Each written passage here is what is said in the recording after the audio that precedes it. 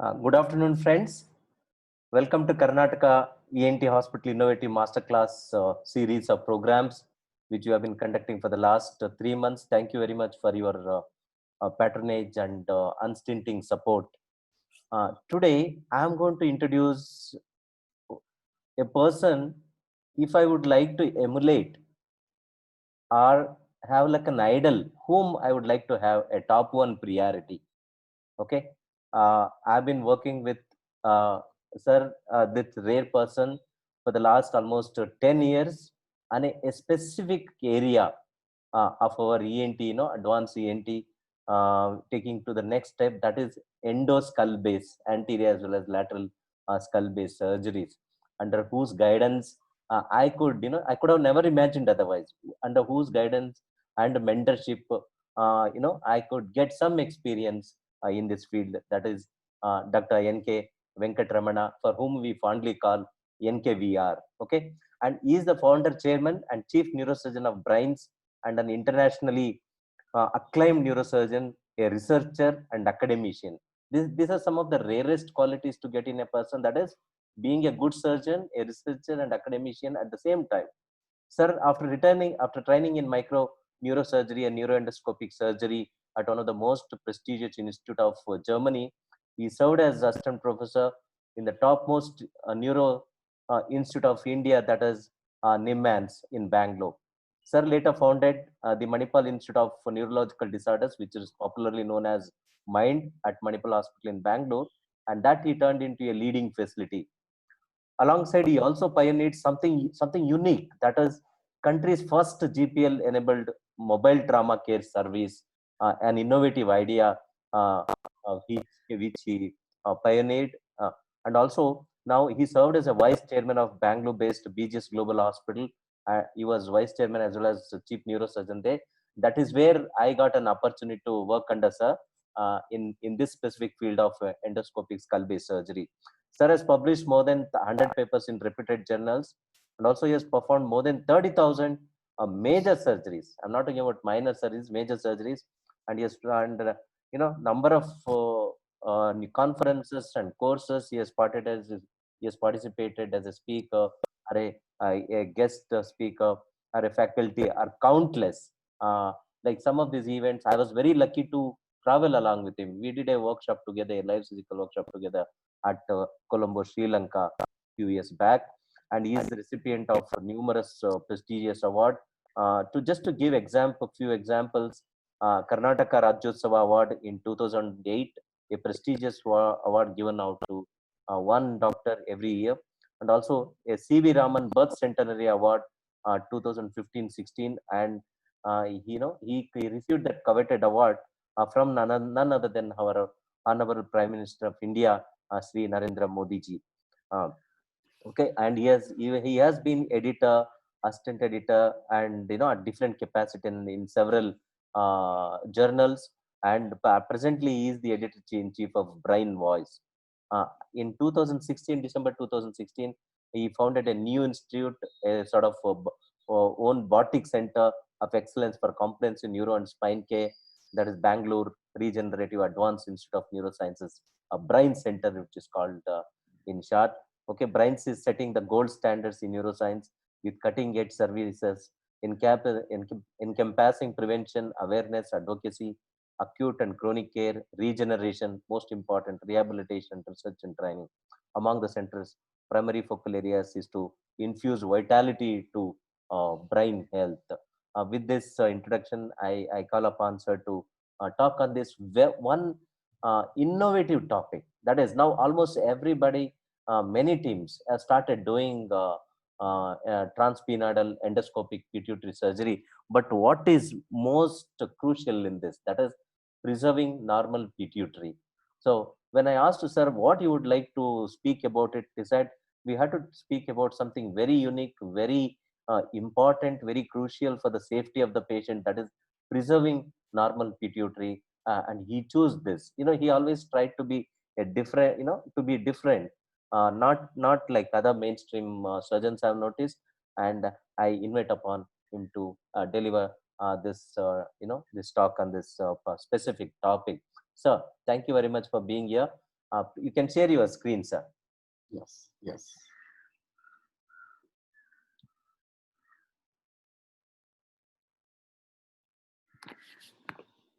Good evening, everybody. Thank you very much, Dr. Prahlad, for your kind words of introduction, as well as uh, giving me this opportunity to be part of this prestigious webinar. In fact, it's a great opportunity to share this work, and most of the work is done along with Dr. Prahlad, and it's wonderful to work with him. And it's not that he has learned many things, but I do have learned many things from him, and working together is a great pleasure. And that is how we learn each other, and that is how we should set the trend, how we should go forward. And if you, the screen doesn't move, Dr. Prahlad. Yeah, that is, sir, if you go to the right side down, there will be direction buttons Yeah. of the PowerPoint. Yeah. Either right or left side, it will come, sir. Usually it is there. Yeah, yeah, yeah. Okay. Yeah. So I've been doing, pituitary surgeries for almost now 3.5 decades now. And initially, we all started this as transcranial procedures. And every pituitary we used to open, there used to be a cranial artery, retraction of the brain, reaching the pituitary gland, and series of problems. One of the problems being the hemorrhage, which is quite often with the pituitary adenomas, particularly with their giant pituitary adenomas. Now, if you see, look at the series, we had a male preponderance out of the 400 odd. Now it has become much more now, the numbers. Now, the length came with the advent of the microscope. We started doing the transnasal, transsphenoidal microscopic surgery. It's a very good procedure where you can go through the nose, either transeptal or paraseptal. So initially, we all started with the transseptal, where we used to open the mucosa and go all the way between the mucosa and the septum and to the sphenoid, and then get into the cella.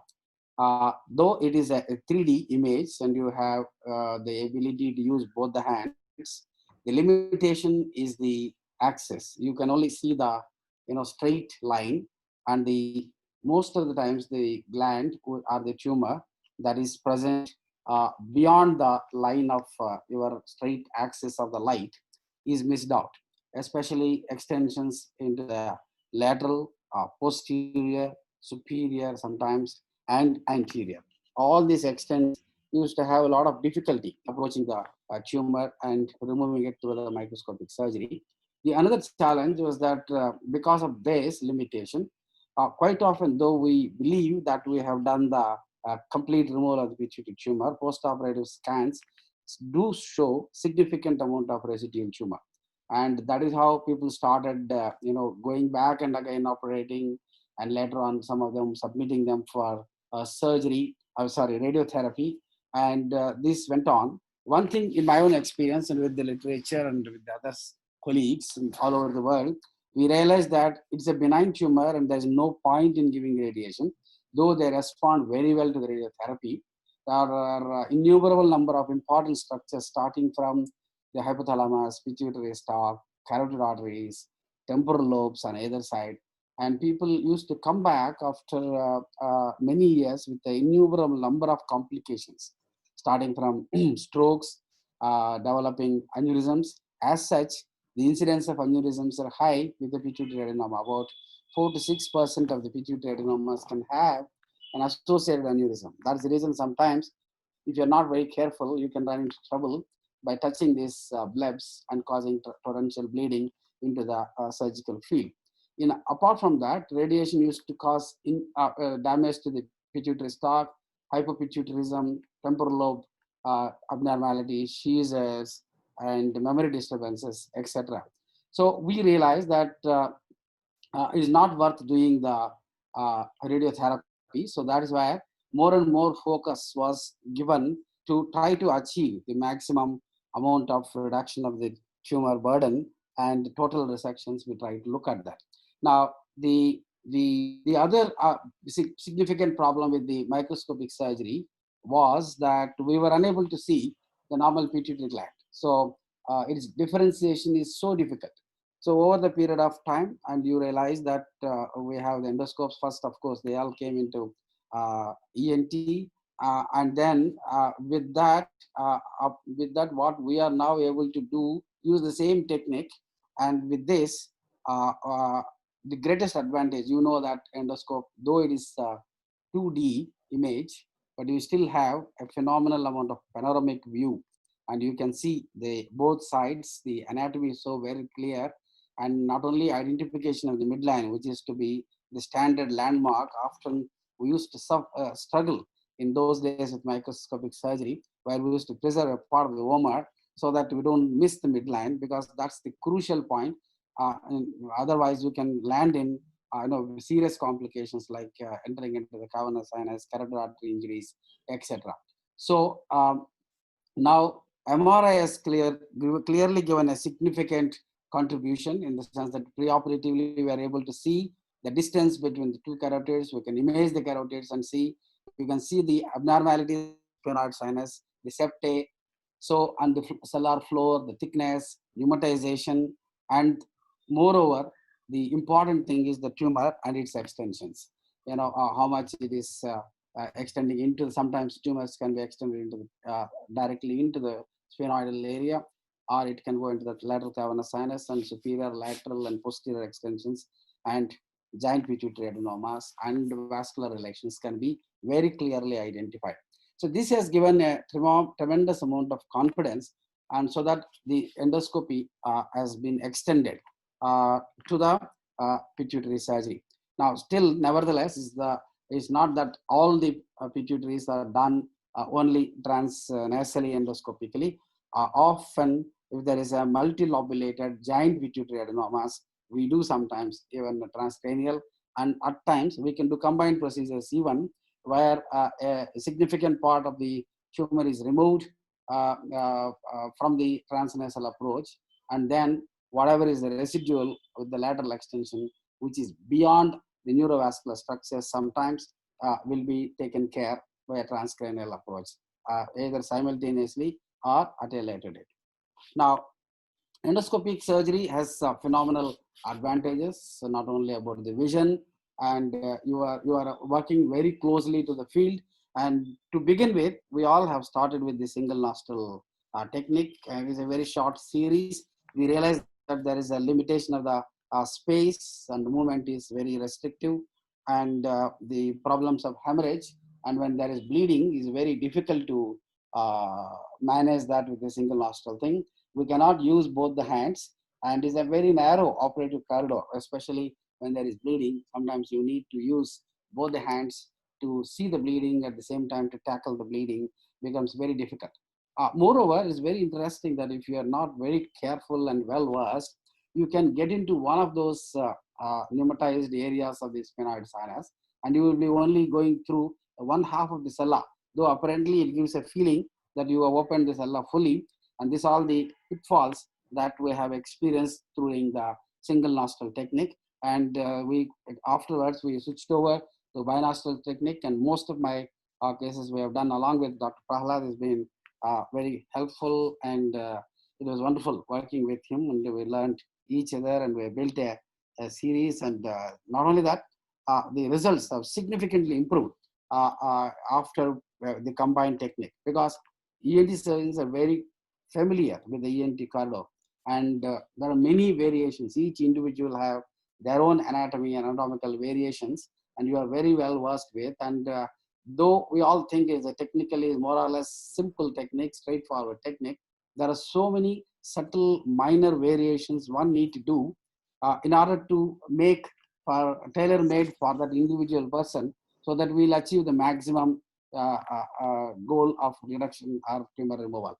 So these modifications can be done only when we do jointly with both the ENT as well as the neurosurgeons, and it has worked with me very well. And now that's the trend, and most all over the world, all my colleagues, most of my colleagues, they do a jointly these approaches. Of course, there are a few who do individually, and this is the principle of binostril technique, where you can use both nostrils, and you have to have 4 instruments, and 4 hands. That's how it is. You can identify that Prahlad there and next to me there. And this is how we use that. Apart from there is advancement of the instrumentation, the endoscopy and the cameras. We have a phenomenal advantage today of having the navigation, which you can, I think you can't see the marker here. You can see at on the top of the navigation where the MRI image is transported into this computer, and it can exactly tell us uh, where we are during the surgery. The position with instruments, we can identify the position very exactly, so that two great advantages. Whenever there is an anatomical disorientation or a confusion, you will be able to identify the exact location where you are. And whenever you know that there is an important structure, you can verify again, putting a probe there and then looking at the MRI instantly, and it can be related to what structures. The most important thing what we are always worried about is the carotid arteries. But uh, because of this, even though now we have very narrow corridor, the confidence levels, not only with the experience, but with the neuronavigation imaging, has tremendously increased. Earlier, when the carotids are very close, we never used to attempt transsphenoidal surgery at all, especially with the microscope. With the endoscope, the confidence levels are so much, unless the carotids are so close, what we call as kissing carotids. Rest of the times, we are able to go ahead and still do a transsphenoidal surgery. That's number one. Number two, when the floor of the cella is so thick, sometimes the sphenoid sinus is not pneumatized at all, even then we can identify the landmarks with the help of the navigation, and we are able to drill it confidently. Now, while we do that, when we extend laterally and take off a little more of the bone, we even mobilize the carotid arteries little more, so that we get the corridor enough to approach the cella and remove. And third thing that has helped during the navigation is the young children. Young children, sometimes we never used to do transsphenoidal surgery because of developmental abnormalities, lack of pneumatization, and very, very narrow corridors. Now, with the finer endoscopes which are available today for the pediatric use, and also with the help of the navigation, we are able to go ahead and drill the sphenoid, even if it is not pneumatized, approach the cella very comfortably. So that is how is not only the pituitary surgery, and even for the extended pituitary surgery or extended transsphenoidal surgery, what we call, for the supracellular lesions like craniopharyngiomas and some of the meningiomas, arachnoid cysts, etc. The endoscopic route has become as popular than the microscopic surgery today. And the last but not the least advantage is that you are instantly able to see the extent of tumor reduction and removal in the with the help of the navigation. So as you are removing the tumor, you can identify, and when the total removal is achieved, and when the diaphragm is collapsing into the field, and you can check that you have reached the most important completion part of the tumor surgery. Now, earlier, to achieve the same thing, we used to do many techniques like air insufflation, putting a lumbar drain and injecting air to push the diaphragm down, tumor down into the field. But all these techniques was useful, but never gives a total confidence than you seeing directly and confirming with the navigation that you are able to remove completely. So this is possible today with the combination of both the endoscope, where you are able to see the field completely clearly, and you can identify the cavernous sinus wall, the diaphragm, the lateral recesses on either side, and so that you know very clearly that you removed the tumor completely. Now, you look at this, so one of the videos I will show. This is the Doppler which I am using, so that you can identify and try to go as laterally as possible. Now, whenever we are opening the bone widely, the sphenoid sinus and the floor of the cella, and the carotid is the one which can have abnormal loops sometimes, and they can be very close. So you need to be very sure for two reasons. One, to have maximum possible bone removal so that your hands can move freely. At the same time, you can also get a clear idea how much dura will you be able to open. And you should have a a wider exposure as much as possible you see here, and both superiorly, inferiorly. Inferiorly, of course, you will know that up to that clivus, whereas lateral is the one where you need to have maximum amount of bony removal, which will help you in moving the hands very clearly. Uh, this is the Doppler. We can use that, and if you hear the noise of the carotid, you can pick it up, and then you know that which are the areas you need to avoid, either to punch the bone or to open the dura. Now, in these locations, it's safer actually to drill rather than a punch the bone. Sometimes the dura can be so thin when you are punching, when pulling the bone, it can damage the carotid artery. So if when you are doing a very good diamond drill on the other side, you have a better control of the whole system.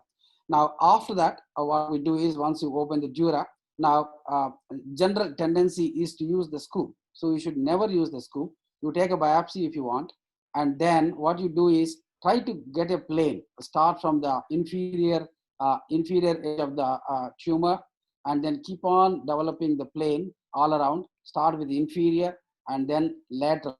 And when you come to the superior, you need to be very, very careful, because that is the plane where there is a stalk and normal pituitary is there. So when we started achieving a complete radical resections of the tumor, you can see that now you see that stalk there underneath that. That is the normal usual position of the stalk. So I can go back here. So you can see that when you remove the tumor, and that's the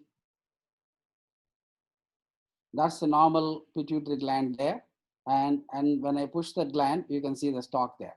So that is the beauty of the endoscopy, where you can see that. And when you are doing this maneuver, I mean, unless you are very gentle and experienced, don't try to do that, because if when you're doing that, you can disconnect the pituitary gland from the stalk. So now once you start looking at these normal structures, your confidence levels will keep increasing. So you will be able to preserve that, which was never been possible when we're doing the microscopic surgery. When we do a normal pituitary surgery, the first initial goal was to get a complete radical removal of the tumor. So when we started achieving that, and then we started looking at the possibility of looking at the normal gland. So what is the most important leading indication that how to identify the normal pituitary gland is? With an T1 sagittal image of MRI, you will be able to see the stalk very well. And the pituitary stalk you need to identify. That will give an indication that that is the point where there is a pituitary gland could be, because it can be pushed superiorly, it could be pushed anterior or posterior. Majority of the times it is superior and posterior. And the another clue what you get from MRI is the pituitary bright spot. And the pituitary bright spot is supposed to be due to the deposition of the vasopressin levels inside the pituitary gland. And whenever you have the this hormone inside, so that is the being a neuropeptide hormone that is brightly seen in MRI, and that gives an indication where the normal pituitary could be. And the third one is the contrast MRI. Sometimes you will be able to see the stalk very well, and we need to know the clear anatomy so that you will be able to identify that. In some difficult cases, we have also tried the MR tractography, a technique which is a little difficult, and if it is very well done, I think you will be able to identify the pituitary stalk. And once you see the stalk, and the lowermost part of the pituitary stalk usually represents the normal pituitary gland, and that is the area you need to be very, very careful. And when you start dissecting the pituitary adenoma, you should go to that place at the end. So now, tumor of the pituitary can be predominantly in the anterior lobe, and quite often they are central, and sometimes it is lateral. Now, there is a situation where there is a small tumor intraglandular. These ones can extend into the stalk, and these are the ones sometimes you need to be very careful. You need to make a very sharp incision there so that you can preserve this and get the tumor off. Now, the technique how we can achieve two important things is, one is maximum or gross total removal of the pituitary adenoma. At the same time, preserve the pituitary gland is by first thing to have maximum dural exposure that is possible. And then you also should have a good dural opening, enough for both the hands to move. And very important thing is before you open the dura, the bone around that has to be drilled so smoothly, nicely, so that there should not be any excursions. And if there is undulations in the bone, when you are moving the hand, it will jump your hand, damaging the gland, stalk, sometimes the disconnecting the pituitary gland. Now, it's always is a must that you must do the bimanual dissection. Always start from the inferior part of the gland, then go to both the lateral sides, and then go to the last superior area. Now, there is always a pseudo capsule between the pituitary adenoma and the normal pituitary gland. Was never been able to possible to identify with the microscope, despite the best magnifications it can provide. With the endoscope, it is possible that we will be able to get this plane. Now, if you can get this plane very clearly, then you need to be in this plane, never use the scoop and be in a hurry to debulk the tumor. And once you start debulking rapidly, then you will miss this pseudo capsule and then you transgress into the pituitary gland. You will lose the plane between the normal gland as well as the tumor, and then it is very difficult. So always when you find this pseudo capsule, you should be very clearly use the sharp dissection, especially at the superior part where it is very close to the pituitary gland. Rest of the areas inferiorly, you can use the blunt dissection. And once you identify the normal gland, you must follow that very, very carefully till the end of the surgery, and you separate that from the adenoma, and then you can get rid of that. So you can see that this is the pituitary tumor MRI views, sagittals. You can see the pituitary tumor here. This is the coronal view. So, and you can see the stalk and pituitary bright spot on the superior aspect here. And this is the classical exposure. So the midline, we're drilling that, the omer.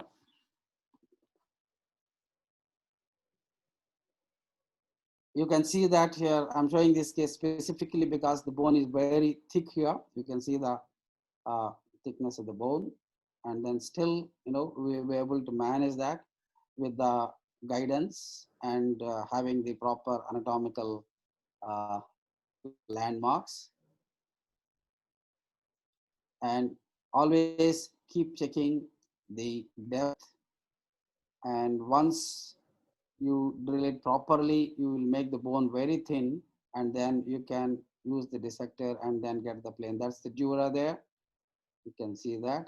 And then you see that that's a diamond drill now, and that is a Doppler, which I am using to see the lateral extents so that I can plan if there is a possibility to remove the bone further, as well as to plan the dural incision.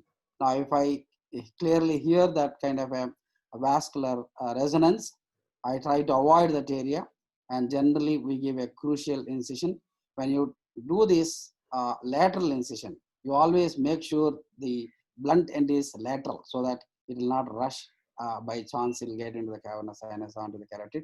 You can see that I'm turning the knife to see that sharp edge is always towards the midline. So once you do this step, you see that you have created and don't be in a hurry to cut the dura, including into the gland directly. When you do that, this plane between the dura and a beautiful plane between the dura and the adenoma, you will miss.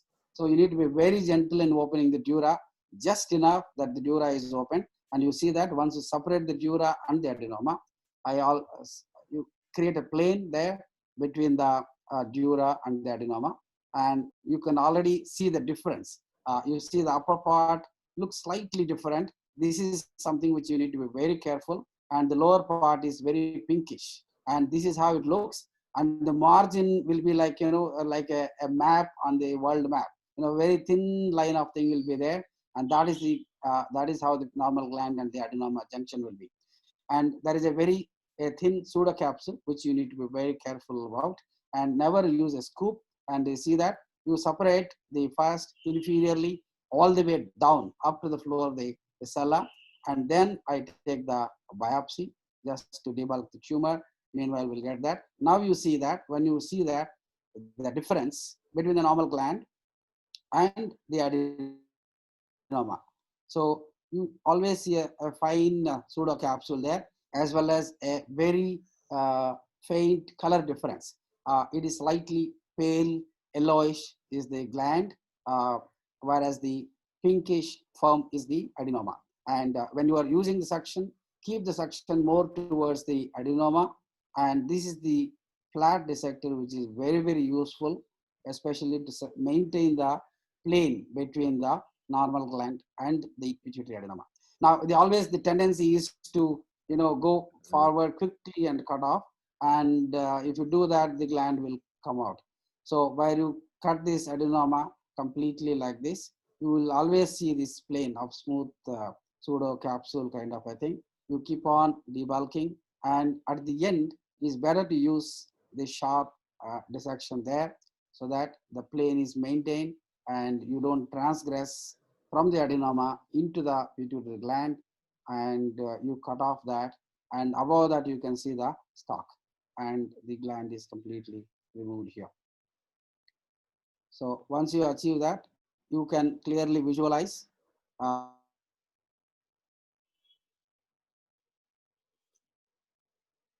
and that is the stalk. Above that you can see the complete clear floor, and you can both corners you can visualize the uh, cavernous sinus wall, and gently be very careful and don't try to break that arachnoid when you're trying to look at the stalk or the superior aspect of the normal pituitary gland, so that you can avoid the CSF leak there. So you can see very clearly there's arachnoidal plane there and the normal gland there. So, and this is the floor of the sella, the cavity of the sella, which is completely free. So when you look at the pathology, you can identify the normal gland. Normally, when I'm in doubt, I take a small piece of that and send it to the pathologist along with the regular one. You can clearly see the normal pituitary and versus the pituitary adenoma, where there is a hypercellularity and the pituitary cells which are enlarged.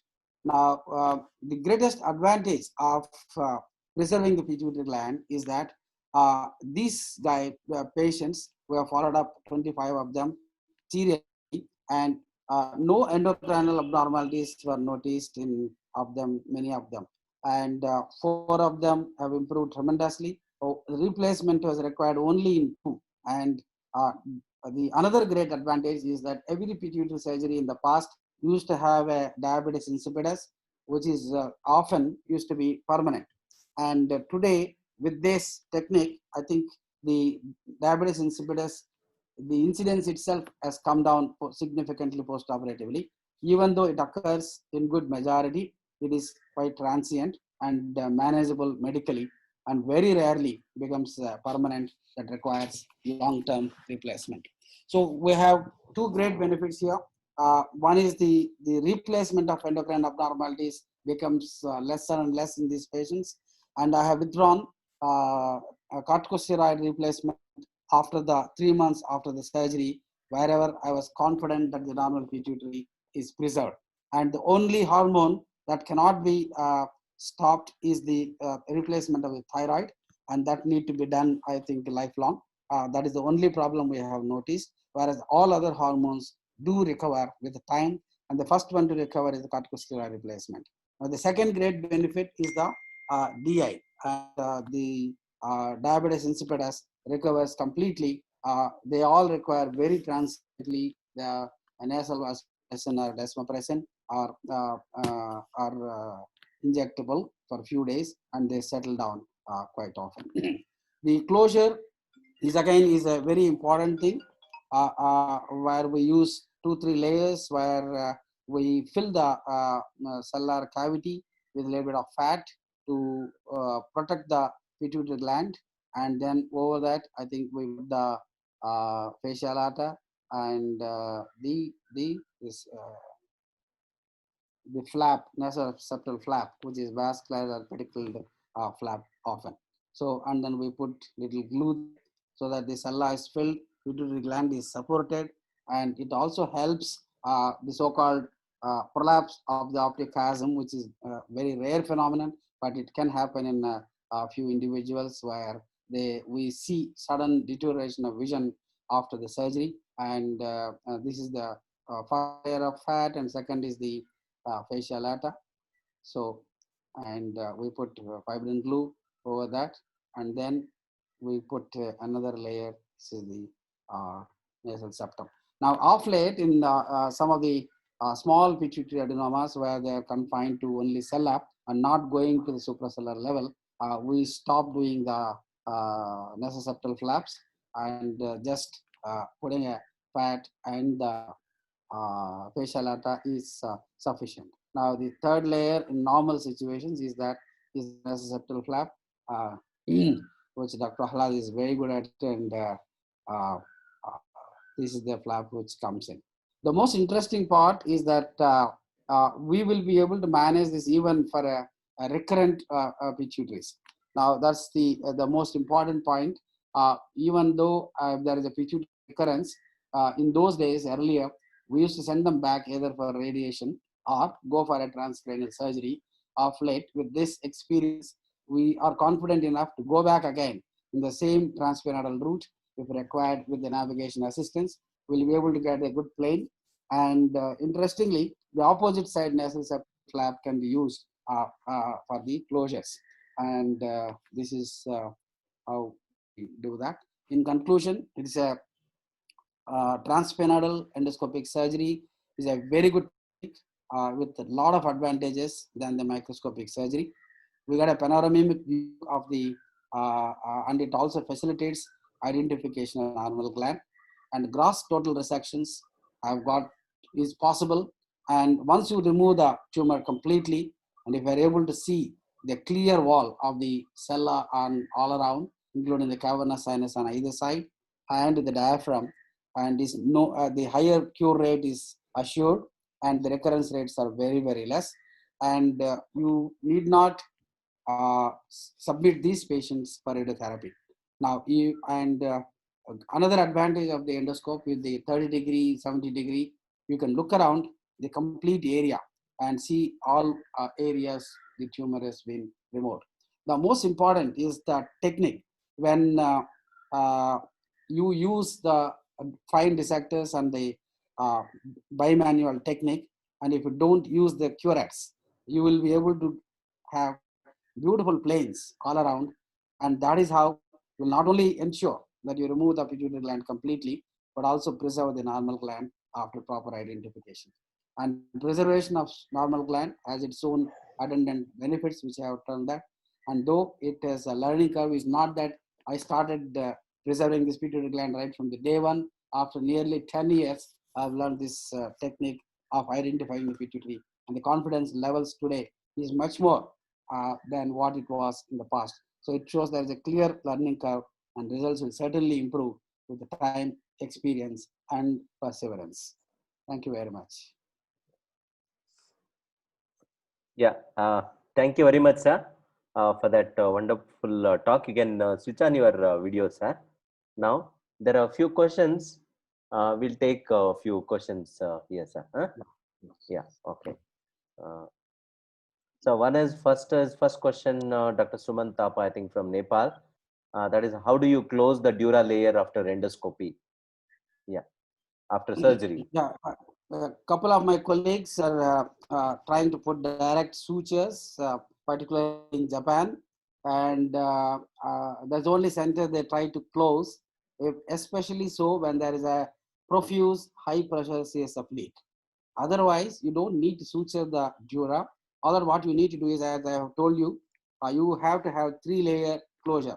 Put little fat, and then if required, you can put 2 layers. One is an inlay, a graft. You take a one fascia lata, put it inside, insert into the edges of the dura, and put one on the overlay. That is called inlay graft and an onlay graft, and then you put the nasoseptal flap. That is one way of doing that. Whenever we're supporting the pituitary gland with the fat, I put an onlay graft and then the nasoseptal flap. Now, there are people who we simply pack this and then leave the pack for 3 to 5 days, and majority of the times we get away without any CSF leak. Now, if we think intraoperatively there is a significant CSF leak is there, we always put a lumbar drain, which will remain there for about 3 to 5 days post-operatively. What we do, we remove the pack first, make sure there is no leak, and then block the lumbar drain for a day and then take it out. Now, the other techniques people have been using is that putting a Fogarty catheter there with pressure and also the lumbar drain. And I generally don't do that Fogarty catheter balloon technique because it causes a little pressure inside. People feel discomfort, and if the pressures are not properly managed, sometimes there can be necrosis of the tissue around that, causing more problems. So by and large, we should be able to do that. And if you see the, for example, when we are seeing the normal pituitary gland and trying to look at the stalk, which is seen for the demonstrations, I try to avoid most of the times. But while doing that, if there is a breach in the arachnoid and there is a CSF leak, best way is to take a small piece of fat and plug the hole then and there. And once you plug the hole there with a piece of fat, and it remains there. So these are the various techniques. Despite all this, in about 5% to 10% of people, there can be CSF leak, and then sometimes we may have to go in and then redo the situation. Now, the technique is very important. Whenever you put a flap, you have seen that the surface should be absolutely adherent to that, smooth.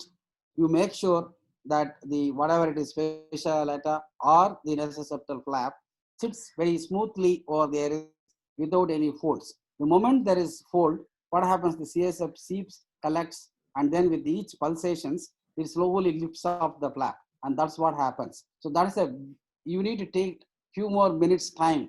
Make sure that it is nicely, it's like plastering what you do at the end for the floor of the house when it is made. You spend enough time to rub it smooth, become smooth. So you create the smooth surface. So that's very important thing. Now the second thing, when you put the nasoseptal flap back, you make sure that the entire flap sits nicely. Whatever is redundant is kept lower down. Okay. Yes, so that's very, very important.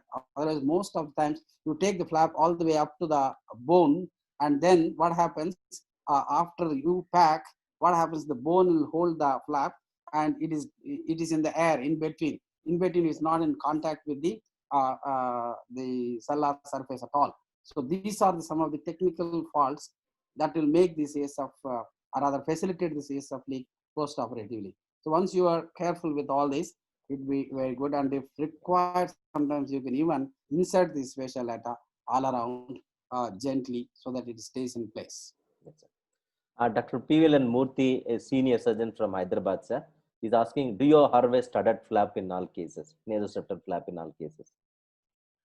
As I mentioned that whenever the adenoma is large and I anticipate CSF leak through that, off late, as I told you, if the pituitary tumor is confining to only to the sella and with a little bit of elevation of the diaphragm, I don't do any flap. We manage, and even sometimes we don't even take the fascia lata. We leave it alone. So that itself will take care. Only because we are preserving the pituitary gland, and gland sometimes needs support. So it is necessary that we take a small bit of fat and put it there. And when you put that fat, we also take a small piece of fascia lata and just to ensure that there is enough support. Yeah. And when you put fascia lata, one great advantage is that if there is a recurrence by chance, it really guides you. When you go back next time, you can always open it like a lid, and you will not be able to reuse it again, but you can open it like a lid and then get into the cella very easily. With the help of navigation, you can identify the landmarks. Yes, sir. So Dr. Rahim is asking, do you use lumbar drain in all cases? If not, in what circumstances you use it? Yes. Lumbar drain I use only when there is a profuse CSF leak during the surgery. That is the primary indication. Now, the second indication is that we normally pack the cella, and after day 3 or day 5, remove the pack and you start seeing CSF leak, and it is uh, very not very profuse, very tiny leak. You always tide over the crisis by putting the lumbar drain for 3 to 5 days and keep the patient in the bed, and that will settle the leak. And Yeah. still, if the leak passes, then you need to go in and do the repair of the floor once again. Yeah, that's right, sir. Sir, Dr. Abhilash Alex from again Kerala is asking any experience with the Dura gel. Yes, Duragen, we have off late, we started using that, particularly for craniopharyngiomas. Yeah. Craniopharyngiomas, especially the extended transplantal surgery, where the bony opening is much more. We go onto the plenum anteriorly, sometimes onto the clivus, and these areas, to put the flap back again, as I said, to get that approximation is very, very difficult sometimes. And in these situations, we have been using this Duragen. So far, it's been very helpful. Yeah. Whenever I put Duragen, along with that, I also use the uh, lumbar drain. So we need to see the long-term results. Yes, sir. Dr. Dhanya asking how to diagnose diabetes insipidus post-op and how do you manage the dose of vasopressin? The dose of vasopressin is always managed with the urine output. So we need to train the our endocrinologists. Sometimes if they are there, is very good. Most of the times, our neurocritical care people, they will be able to manage, including our neurosurgical postgraduates. They are very well trained with this. Now, the diabetes insipidus is that you identify with the whenever the sodium level is going up, serum osmolality is going up, and there is urine output is going excess, and in 24 hours urine you calculate, and then depending on that, the first thing is you replace the fluid, and then desmopressin can be given in divided doses depending upon the requirement. Now the reason why we give a titrate every day is that suddenly from diabetes insipidus, these people can switch over to syndrome of inappropriate ADH secretion. So that can cause a problem. So what we do is that very strict input output chart, fluid intake, both oral and intravenous administration.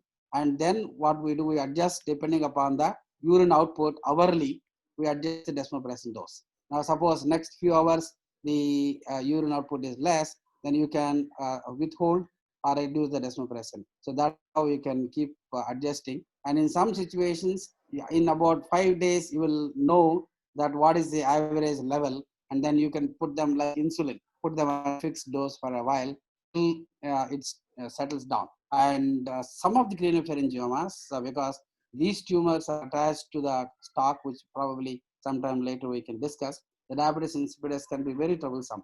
So there we use many techniques, intravenous desmopressin and nasal spray, fluid replacement, electrolyte monitoring, and sometimes we do use carbamazepine. It helps for a while. And these are the various techniques that we use to control the diabetes insipidus. So, Dr. Rahim is asking, accidentally found adenomas, pituitary adenomas, an MRI. You've done MRI for some other reason, Right. and you find a adenoma. So, how do you decide like when to operate, when not to operate, anything else to be done for these patients? Correct. Yeah. These are now known as, some people call them as incidentalomas. Yeah. It sounds very fine, incidentally detected adenomas. Anyway, whatever is the terminology, Yes, the surgical decision depends on 3 factors. yes, One, if it is the endocrine active tumor. yes, Now, obviously, then you need to deal with it. So you do the endocrine profile, and if particularly either corticosteroid producing tumor or a growth hormone or prolactin tumor, you have to intervene that.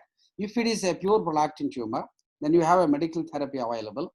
So, and then you can try the medical therapy. If the medical therapy is not successful, then only you can look at the surgery. That's number one. Number two, if the other tumors are like growth hormone, some of them do respond to medical therapy, majority are not. Those situations, depending upon the clinical situations, you decide on the surgical therapy. The third single most indication for surgery is the presence of visual compression. If the optic pathway compression is there, I think it's straight away is better to remove that. In our country, I feel one more indication is that if the patient's follow-up is not reliable, and if he's not able to understand how serially we need to follow, do the visual field, hormone test, and follow that. If that is the case, better to operate rather than going waiting and coming back with a loss of vision. If they're asymptomatic and just simply leave them alone.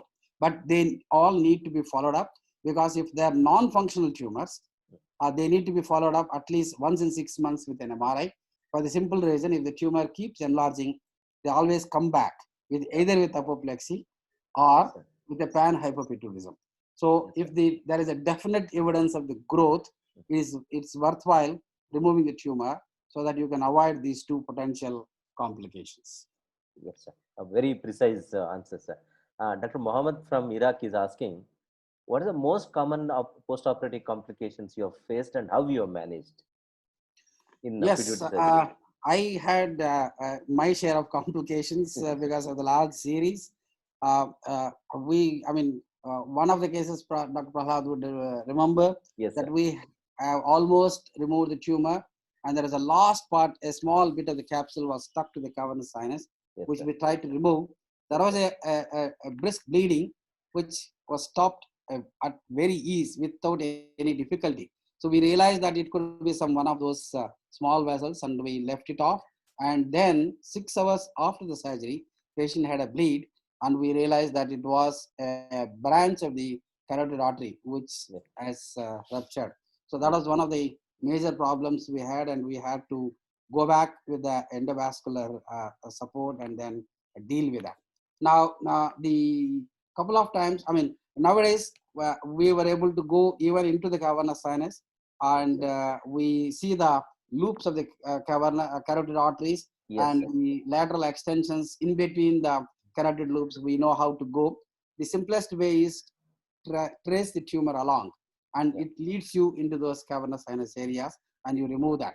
And when we are trying to remove that, you can get two types of bleeding. One is the cavernous sinus itself, very vascular venous channels, it will bleed, but all that you need to do is just pack that with the gel foam and hold on, it will stop.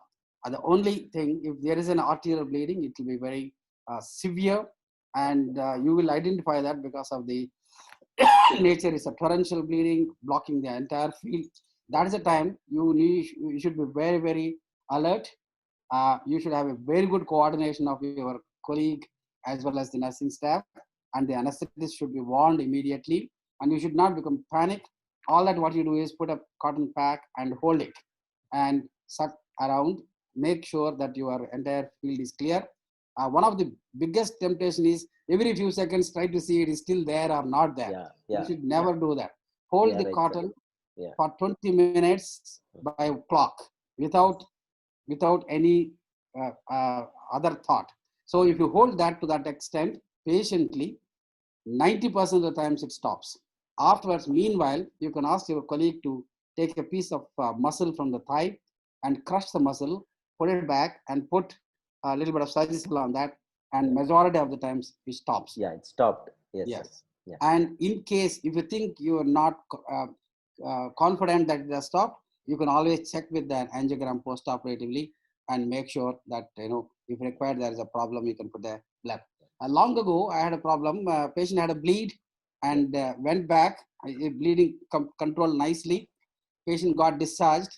3 months later, he had a tremendous amount of epistaxis. Came back. I knew that it has to be something to do with the sentinel carotid artery. We straight away did an angiogram, and the site of injury, he developed an aneurysm. So this is one of the delayed complications. You need to remember that. So then we need to go in and treat the aneurysm. Then the bleeding stopped. So this is the another possibility. Now the other thing that can happen during surgery is that when you are drilling, especially when you use the punch, is very, very dangerous. Use a diamond drill. In spite of that, the edges, when you are at the lateral edges, there are the intercavernous sinuses, both superior, inferior, and sometimes laterally, can be a tremendous problem. All that at that time, what you need to do is carefully inject glue into the sinus itself. take a 2 ml syringe with the glue and very fine needle. Don't take very thick needle so that the needle puncture itself can produce bleeding. You just puncture the sinus gently, one layer, and then inject the glue. It stops. So that's the fastest way to achieve the bleeding from the venous sinuses all around. And of course, post-operatively, bleeding can be due to many reasons. One is the cavernous sinus bleeding. Arterial bleeding, of course, you will always be able to recognize. And many a times there can be rebound bleeding because you use packing, nasal packing. You have a very good field. Post-operatively, they start oozing sometimes. So that you should be very careful. And if it is a very a small amount of bleeding, you can stop that. You can use epsilon aminocapra acid post-operatively. Those people specifically who have a tendency for the bleeding. And if not, you just hold on. And if it is really troublesome and you think that hemoglobin is dropping and the patient is uncomfortable, then only you need to reopen the pack and then go in and see that. And one of the hints, before you reopen the pack, you should always think what could be the possible source. If it is venous or something, you will be able to tackle it very easily. If you think it's arterial, better to do an angiogram and then go in so that you know what you are dealing with. Yeah, right, sir. Very precise. There's one practical question here. That is, during revision pituitary surgeries, how to differentiate normal pituitary from fat graft which we fill it in order to close it. Yeah. Right. See, what happens is when there is a recurrence in the pituitary, the fat graft disappears. For the simple reason, you have the normal pituitary like this is always like a dome, and the pituitary recurrence starts underneath that. As it is enlarging, it probably displaces the fat graft, and eventually it gets atrophied and disappears. I haven't seen a significant recurrence having the fat graft. Now, when we get into the tumor, the surgical principles will remain the same, except that you need to be very, very careful in dealing with the superior surface of the recurrent tumor, where you can gently identify the same plane, which is often there. And there are some situations where you will always see that normal pituitary confusion versus the recurrent adenoma. That is where you can do a frozen section. If you have the facility, that is a very, very useful process. And you need to wait about 15-20 minutes. They will tell you it's an adenoma, then you need to remove that. And a couple of situations, though I am seeing the normal pituitary gland, is very much adherent to the capsule.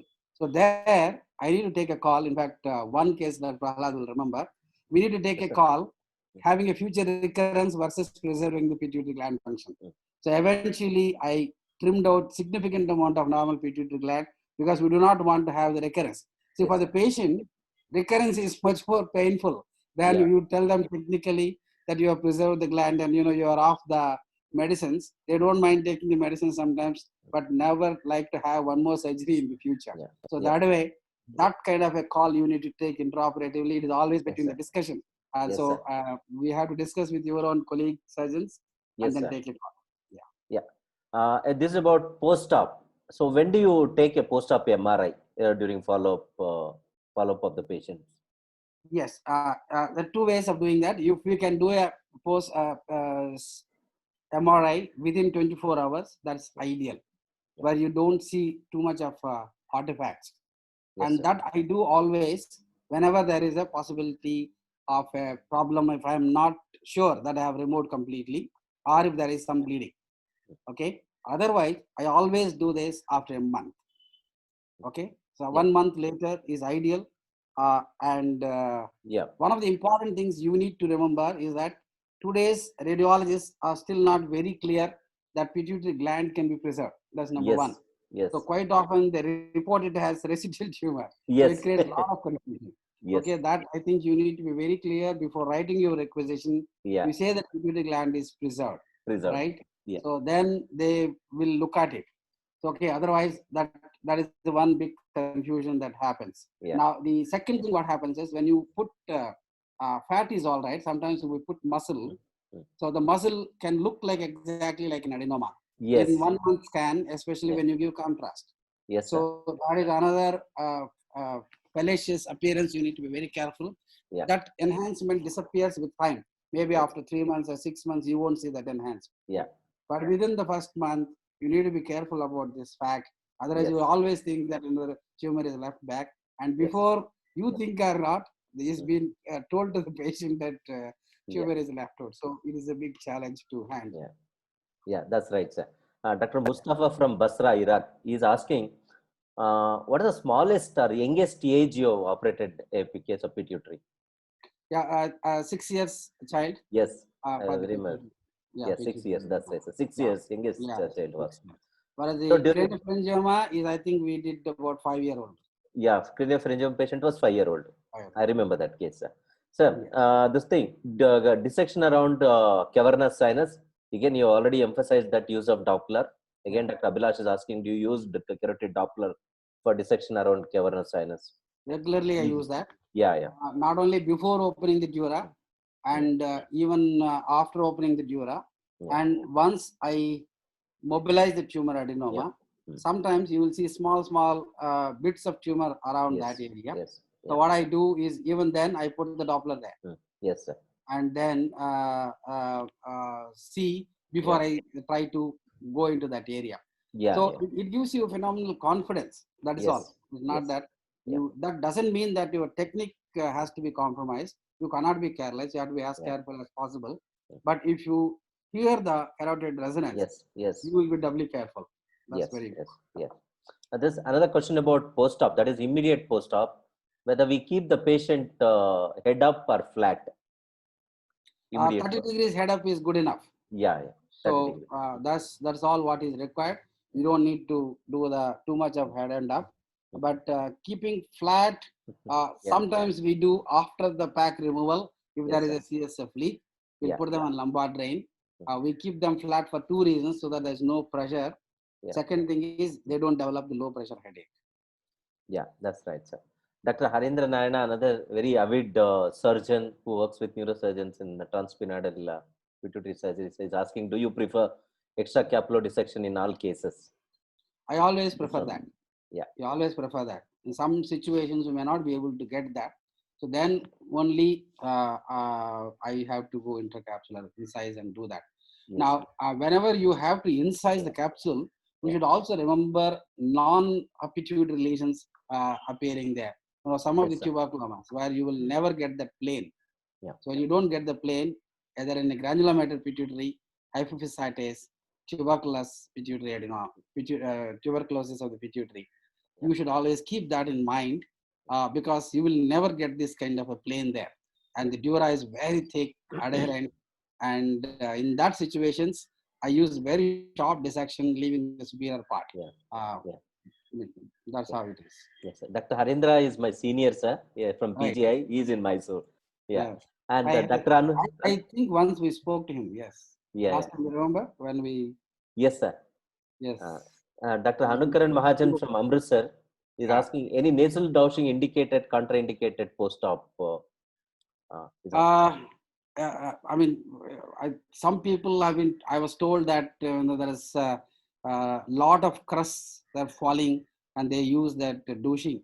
But I generally don't do anything. In case people complain of any discomfort and lot of crusts falling, we advise them plain saline nasal drops to continue for at least couple of weeks.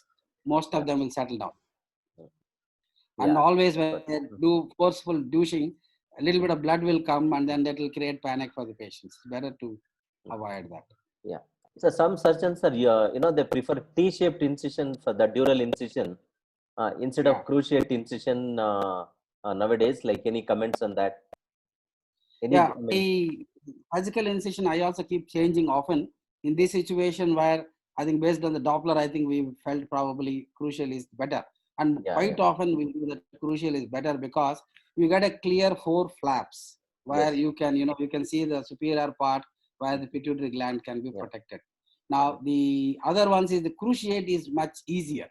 Cruciate incision is easier provided in the superior corners is the one where the carotids come very close.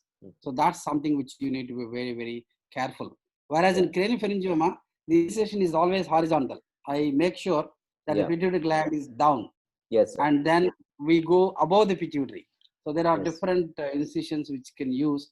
I mean, it's, Yes. it's Yes. individual choice and comfort. There's nothing like that. One is superior or better. Yes. Sometimes it depends on the case. And sometimes I extend the superior incision, even pituitary adenomas with supradiaphragmatic extension of pituitary glands. We go up, we remove a little more bone above and up. That is one technique I use that.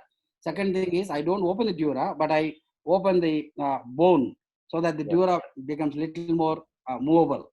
So these are the two things we can use always. Yeah, yeah. Right, sir. One more post-op question, question about post-op care. The like how long patient stays in the hospital after the surgery? Yeah, 5 days. Yeah, 5 days. 5 days. Precisely, yeah, yeah. 5 days is there. So I think, yeah. Any more questions, friends? It appears those are all the questions, sir. And audience, they're very happy. The sir is, you know, they're a very knowledgeable session. They're very happy about the session, sir. I was in a dilemma through more videos and more talk. I thought yeah, there no, are sir. This was different scenarios, but I thought the principles I thought I'll show you. yeah, yeah, yeah. Sometime we can look at different scenarios, cavernous extensions, etc. Like that. Yes, sir. Thank you very much, sir. Look forward to have more sessions from you, more topics in this topic. These are dedicated audience who are, you know, keenly focused around these topics. Thank you very much, sir, for wonderful session. Thank you very much. Yeah, yeah. Look forward to have you again on this thing, sir. Sure, anytime. Yes, thank sir. you. Thank you. Thank you, Dr. Prahlad. Thank you. Yes, sir. Yes, sir. Thank you very much, sir.